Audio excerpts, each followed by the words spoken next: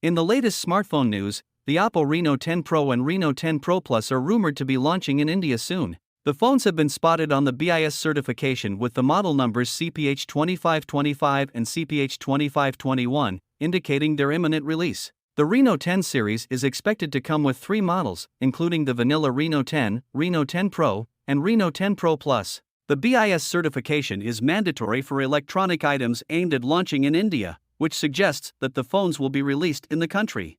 While the technical specifications of the Reno 10 series are still under wraps, leaked 5K design renders of the Reno 10 Pro 5G reveal a 6.7-inch curved AMOLED display with a punch hole cutout at the top center. The Reno 10 Pro Plus might also have a similar design and may feature a 6.74-inch curved AMOLED display with 120Hz refresh rate support. The rear camera setup is expected to include a 50MP Sony IMX890 main camera with OIS, an 8MP Sony IMX355 ultra-wide camera, and a 64MP periscope lens. The phones are also rumored to be powered by Qualcomm Snapdragon 8 Gen 1 SoC and MediaTek Dimensity 8200 SoC, respectively. Stay tuned for more updates on the OPPO Reno 10